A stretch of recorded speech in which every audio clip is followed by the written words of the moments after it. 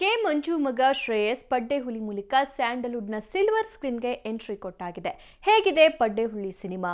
ಪ್ರೇಕ್ಷಕ ಮಹಾಪ್ರಭು ಪಡ್ಡೆಹುಲಿಗೆ ಕೊಟ್ಟ ಮಾರ್ಕ್ಸ್ ಎಷ್ಟು ಅನ್ನೋದರ ಜೊತೆ first day first show complete ಹಂಗಾಮ ಹೇಗಿತ್ತು ಅನ್ನೋ ಕಂಪ್ಲೀಟ್ ರಿಪೋರ್ಟ್ ಅನ್ನ ನಿಮ್ಗಾಗಿ ತರ್ತಾ ಇದ್ದೀವಿ, ನೋಡ್ಕೊಂಬನ್ನಿ. ಪಡ್ಡೆಹುಲಿಗೆ ಸಿಕ್ಕಿದೆ ಭರ್ಜರಿ ಸ್ವಾಗತ. ಶುರುವಾಯಿತು ಶ್ರೇಯಸ್ ಸಿನಿಮಾ ಜಾತ. ನಿರ್ಮಾಪಕ ಕೆ ಮಂಜು ಪುತ್ರ ಶ್ರೇಯಸ್ ಗ್ರ್ಯಾಂಡ್ ಎಂಟ್ರಿಯ ಚಿತ್ರವೇ ಪಡ್ಡೆಹುಲಿ.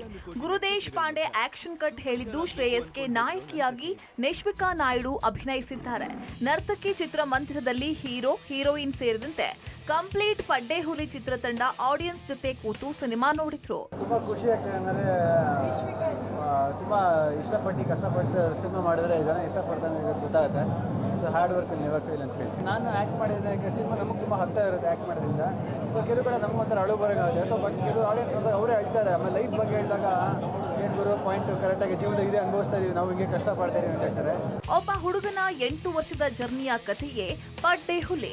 ಸಂಪತ್ ಕುಮಾರ್ ಪಾತ್ರದಲ್ಲಿ ನಟ ಶ್ರೇಯಸ್ ಎಂಟ್ರಿ ಕೊಟ್ಟಿದ್ದಾರೆ.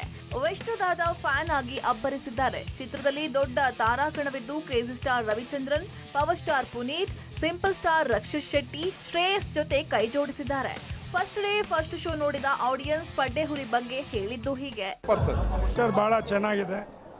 ಶ್ರೇಯಸ್ ಅವ್ರದ್ದು ಮೊದಲನೇ ಸಿನಿಮಾ ಆದರೂ ಕೂಡ ಭಾಳ ಸೂಪರ್ ಆಗಿ ಮಾಡಿದ್ದಾರೆ. Super sir, 100 guarantee. ಒಳ್ಳೆ ಮೂವಿ, ಯೂತ್ಗೆ ತುಂಬ ಚೆನ್ನಾಗಿದೆ. ಸಿನಿಮಾದಲ್ಲಿ 2 ದೇವ್ರು ತೋರಿಸೋರೆ. ಒಂದು ಶಿವಕುಮಾರ್ ಸ್ವಾಮೀಜಿ, ಇನ್ನೊಂದು ನಾವು ಪೂಜೆ ಮಾಡೋ ವಿಷ್ಣು ದೇವರು.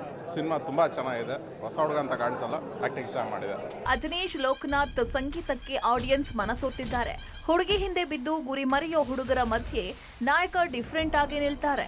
ಮೊದಲ ಸಿನಿಮಾದ ನಟನೆಗೆ ಚಪ್ಪಾಳೆ ಗಿಟ್ಟಿಸಿಕೊಳ್ಳುವಲ್ಲಿ ಯಶಸ್ವಿಯಾಗಿದ್ದಾರೆ ನಟ ಶ್ರೇಯಸ್.